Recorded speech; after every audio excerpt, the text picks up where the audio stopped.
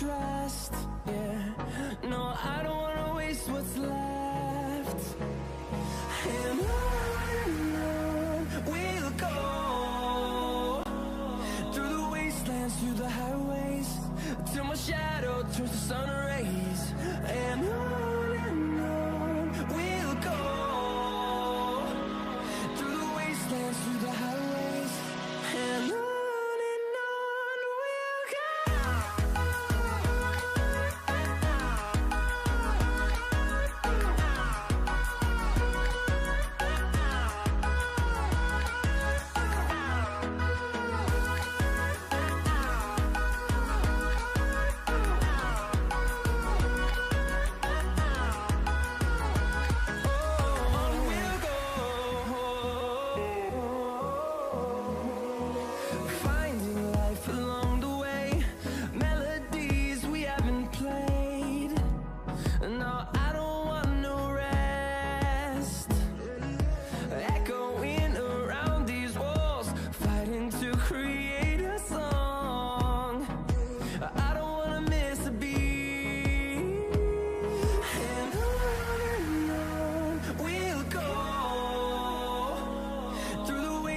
Through the highways, till my shadow turns to sun rays.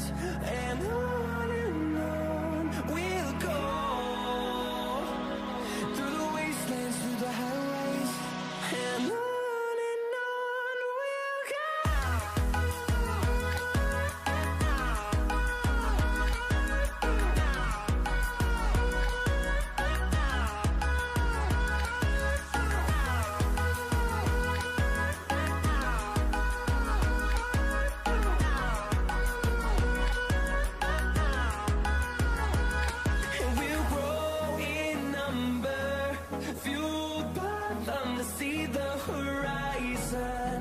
Turn us to thousands, and we'll grow in number, fueled by them to see the horizon.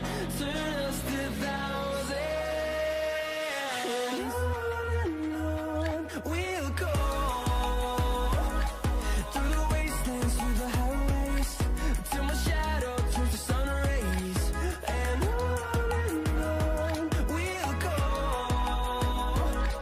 through the wastelands, through the highways, and on we'll go.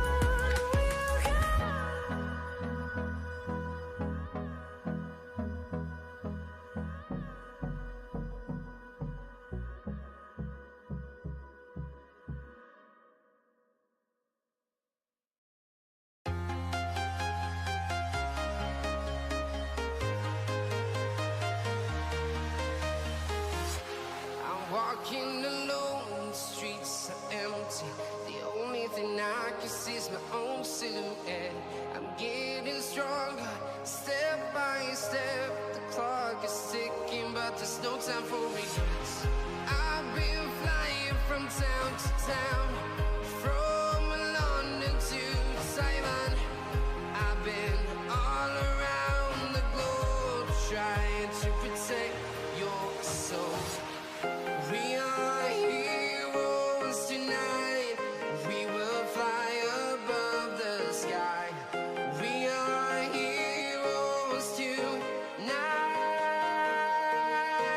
Yeah. We are heroes tonight.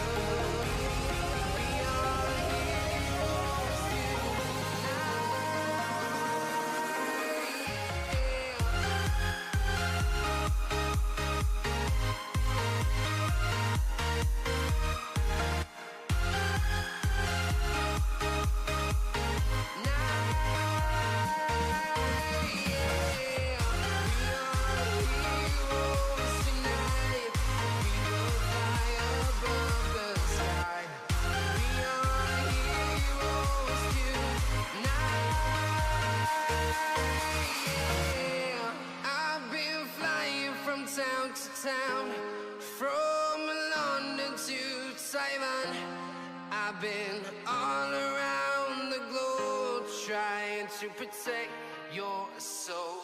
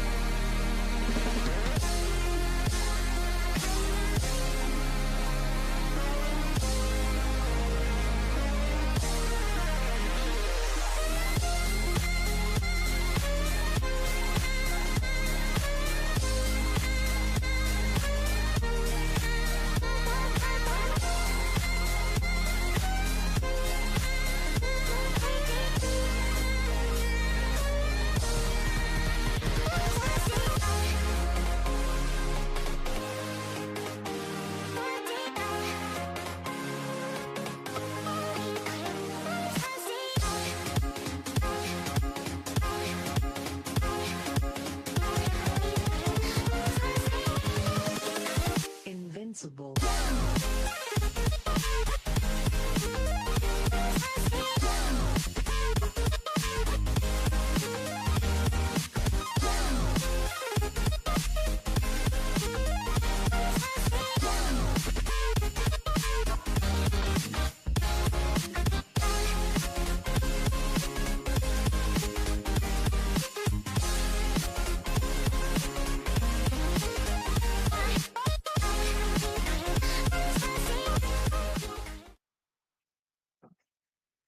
Hello and welcome back for our third episode in our series of interviews named Future Forward. I'm David and I'm 17 and I'm in the 11th grade in the National College Traianalescu in Hunedoara. I've been in FTC since 2021 when I joined RavenTech on the software and the strategy departments. Thank you, Chiara, for making time for this interview. How are you feeling? How are you? Hello, hi everyone, very good. I'm connected from Geneva in Switzerland and very happy to share this time with you.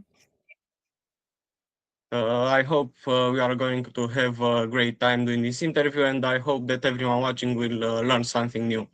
Now moving on, I know that you have a bachelor's degree in physics and a master's degree in physics of data. where your thesis focused on detector simulations for LHC experiments at the University of Padova. Can you tell us what determined you to choose this career path?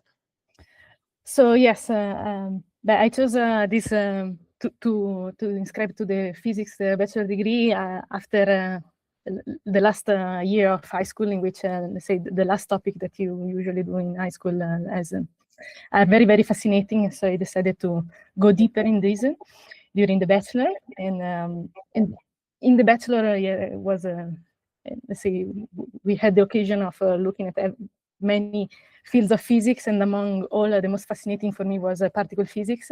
So I decided then also to start a master in physics of data, which was combining, let's say, the more technical part of data analysis, machine learning with this field of physics. And this master was also was planning to offer us an internship. And this is why I came here to CERN for the first time for this internship, in which I, let's say, worked on my master thesis, and then this evolved into the PhD that I'm currently doing now. Yeah, I mean, really nice that you had an opportunity to work at CERN so early in your career, and it's really nice that you found your passion since high school. And now, moving on to your university life, I've heard that university is one of the best periods of time in your life. But I want to ask you, what was the most challenging part of it? Well, let's say that there are many topics in physics that are not very, very easy to understand. But yes, and every time I was finding difficulties, I was trying to remember about the fact that all the things that are fascinating me from at the beginning.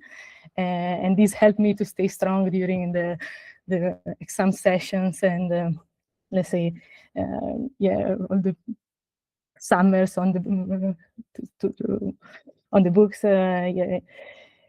So always go back to what fascinated me was helping me a lot in facing the difficulties. Yeah, I mean, I can say it's pretty much the same for me. I mean, of course, at a lower level, but it's also the same thing with robotics and also with physics. It even if it's challenging, it just keeps you alive because, I mean, it's your passion. And now, speaking of it, what advice would you give to a first-year physics student? Yeah, my advice is to stay strong, because maybe the first year of physics is you do a lot of mathematics, and at least for me it was like the first semester was just mathematics, and I said, okay, what's going wrong here?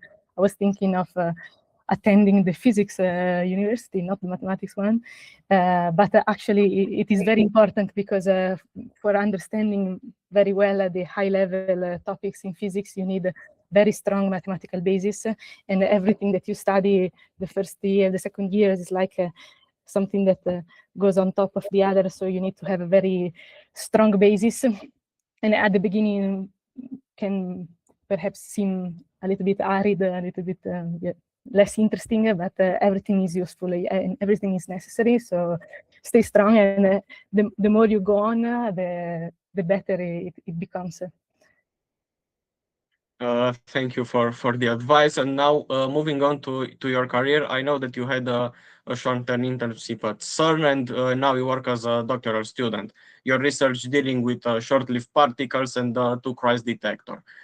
Can you tell us more about your work as a doctoral student? I know that you have a presentation. Can you please share your screen? Yes. So here it is. So I was thinking to introduce a little bit CERN from the beginning, and then explain you what I'm doing a little bit more in details. So yes, CERN, the acronym CERN stands for European Center of Nuclear Research, and it is let's say, one of the biggest research institutes in Europe. And it's quite old, because it was last year we celebrated the 70 years of CERN. It was a big party here, so it's very old, and see, a lot of people are actually working here. So yes, here we say nuclear research, but let's say what we do here is more subnuclear research.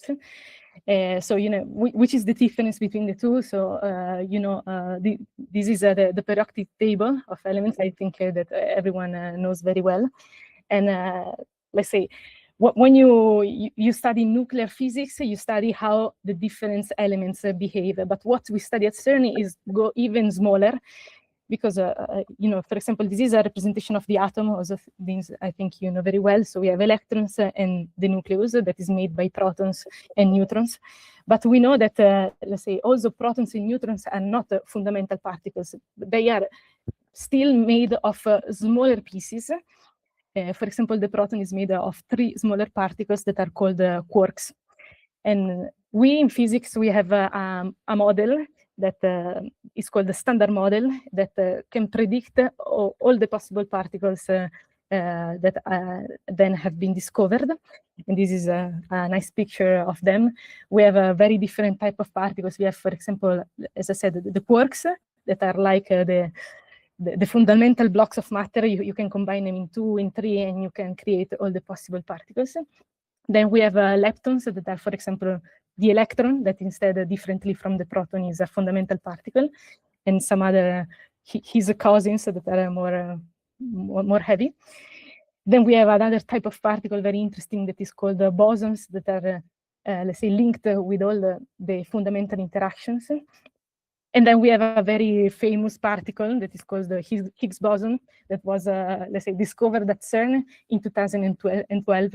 And it is exactly the reason why here at CERN was built the biggest accelerator in the world that is called the LHC, that stands for Large Hadron Collider. And you can see a picture here of this accelerator. Is placed 100 meters underground, under Geneva. Yeah, and it's 27 kilometers long, let's say. Yeah, so the idea of discovering particle is very easy, actually. The idea is you take a particle that is very common, for example, the proton, you give to it a huge energy, thanks to this huge machine called accelerators, and then you make particle to collide, and from the collision of a normal particle like protons, they can appear all the possible particles predicted by the standard model. So what we need to run an accelerator is actually only 2 ingredients that are very, that you know for sure, that are on one side, the electric field, as you can see from here, that, let's say, if you take a proton that is positive and you make it attract by, let's say, a negative pole here and be repelled by the positive pole here, in traveling this distance, the proton will gain energy. So it's thanks to the electric field that we can give energy, more energy to the particle. And then we need the magnetic field instead to make it stay into, let's say, the circular orbit in which, let's say, the particle go through in the accelerator. So we need just these 2 ingredients, and we can, let's say, give to a normal particle like the proton huge energy.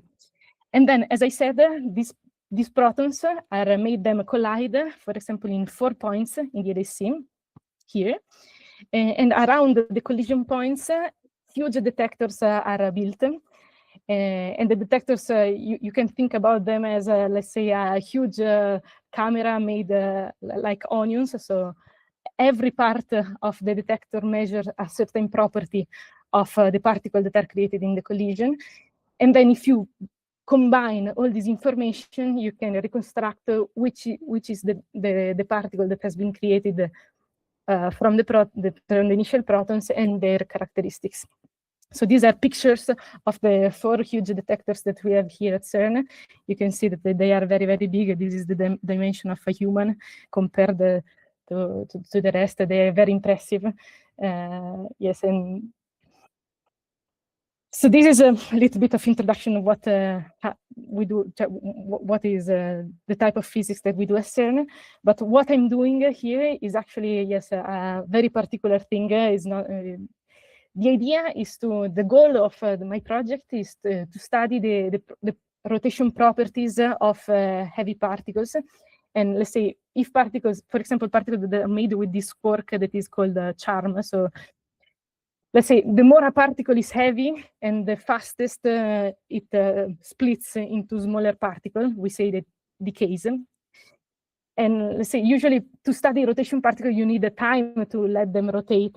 And to rotate them, we need magnets, but we don't have magnets that are strong enough to actually rotate the particle before it disappears, because it disappears in 10 to the minus 13 seconds. So very, very, very, very short amount of time. That's why we call them short-lived particles. But the idea is, instead of using magnets, we can use a particular property of crystals that is called channeling. So, you know, crystals are these materials in which all the atoms are let's say, aligned in a very defined structure, let's say. And when, let's say, the crystal is rotated randomly, say, all these, as you can see from here, these atoms are, let's say, are seen as an amorphous block of material. But if we orient the crystal in a particular way, you can see that all the atoms can align and form really a channel of atoms. And so some Russians in the 60s have discovered that if you throw a particle with an angle that is, let's say, parallel with, let's say, this orientation when you see channels, so the particle can be really trapped into this channel of atoms, and they are forced to follow the structure of the crystal. So if you create a crystal that is bent and you throw particle inside, you can actually force the particle to rotate following the curvature of the crystal. And this is the idea of my experiment that is called two crystals.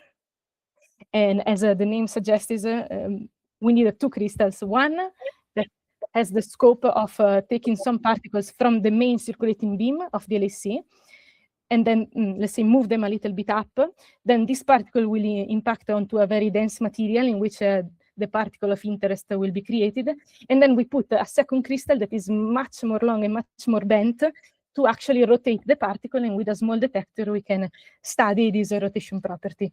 This idea is very crazy, and I find it very, very fascinating. This idea is, for this experiment, if it is confirmed, will be done in, let's say, in 4 years.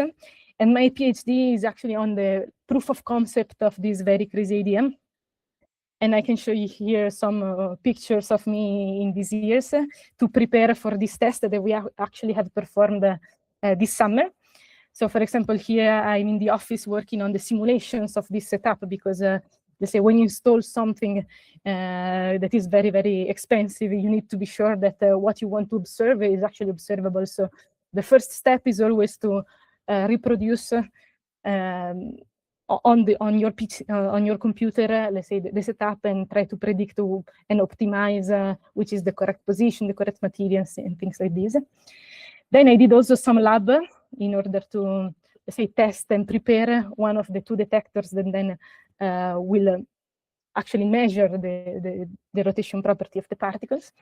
I have I had the pleasure last year to actually go into the tunnel and actually install, so with all the tools and let's say handwork, this detector into the tunnel. It was very, very nice. And then this summer we have operated all the setup from the control room of the accelerator. So we sit there and we start playing with particles. And on the screen we see the results. And this is, for example, a picture from that data taking that was very successful.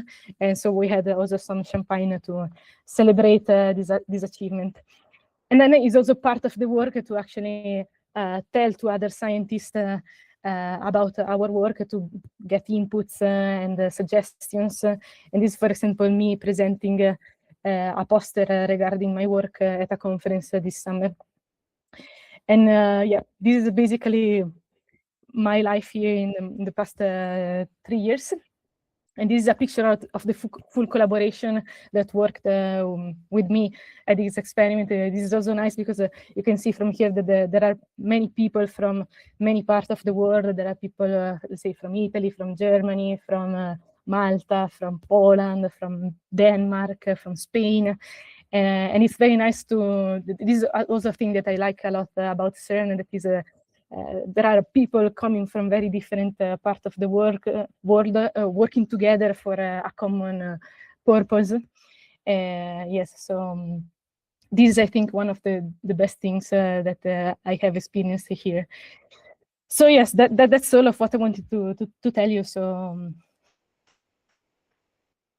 yeah, I mean, thank you for your presentation. I certainly found it really interesting, and I hope everyone watching it learned something new and found it also interesting. And now, I guess on the same topic, but what would you say is the biggest difference between the physics you learn at school and your real life research that you do at CERN?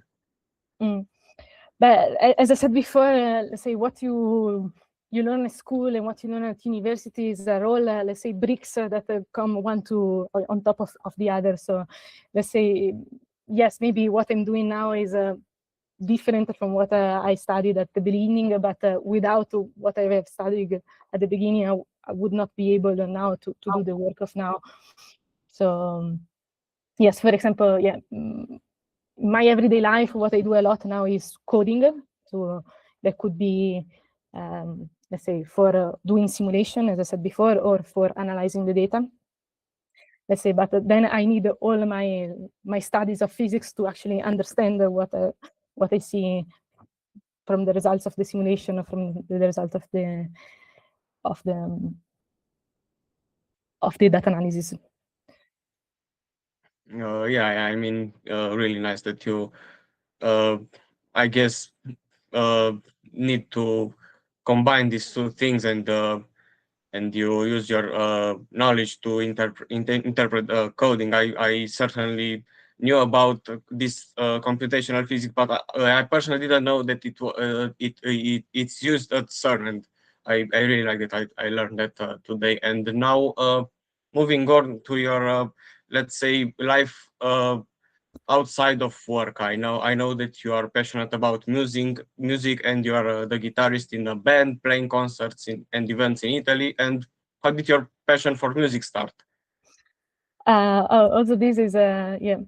I started because I had a lot of friends who liked to sing together, and so I said, "Well, why not? I could try." And so I started quite late. I was yes, I think third year of high school with the guitar. Before, I never thought that it could be a thing for me, but then knowing these friends that they were very passionate about music, I said, okay, I want to join. And so I started, and I discovered there was a thing actually for me.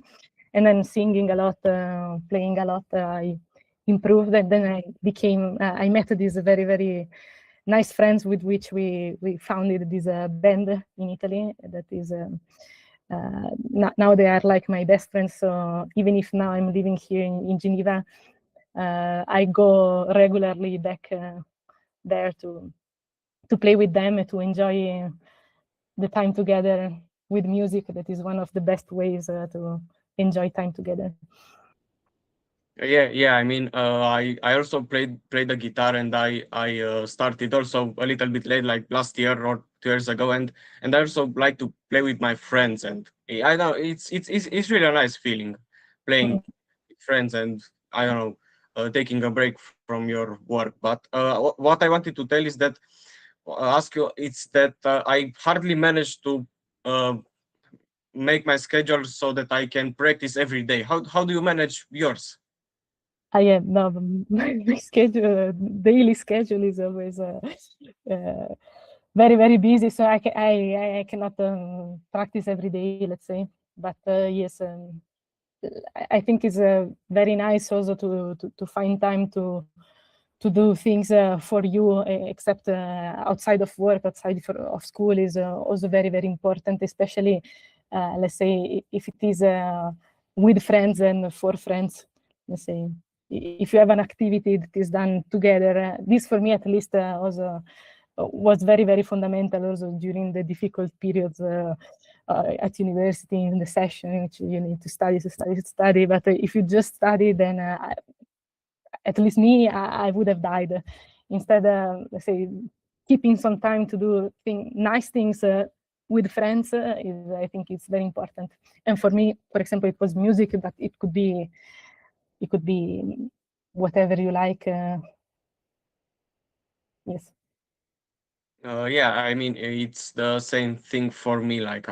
It's just nice that you can take a break from all the studying and all the robotics in my case, and just, I don't know, meet with some friends and play and uh, connecting with them in this way. And also, I wanted to ask you, because I was browsing through your GitHub profile and I saw your project for music genre classification based on the long short-term memory cells. Did your passion for music influence you to do this project? Yes, for sure. Yes, yes. This was chosen because the topic was very, very interesting. Yes, I would say so. Yeah. Then Yeah, I mean, it's nice that you could, I don't know, combine your work with your passions. And thank you very much for your time and for I don't know, participating in this interview. I learned a lot of new things, and I certainly found your presentation interesting. And I hope that everyone who listened to us again learned something new and found interesting what you said. thank you to you for inviting me. It's a pleasure. Thank you, and for those watching, we will meet again next week on our fourth episode. And thank you for watching us. Thank you.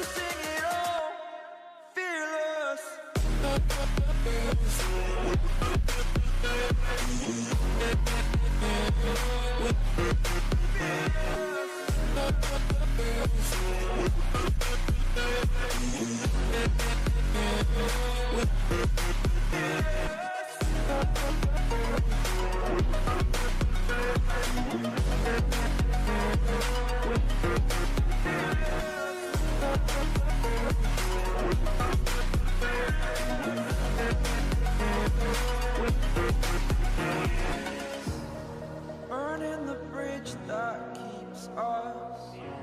I'm here and I'm feeling exaggerated, that's what you assume. The story's over now, I must conclude. I am conflicted, watching where I step still, hanging in the balance, not the life I want to live. I want to take it all, standing tall, fear I weighed the person you are. Oh, break out, I've got to see. Spent all my life holding all of it closely. I played it in a sense, a feel of discontent. I'm finally facing it all, fearless.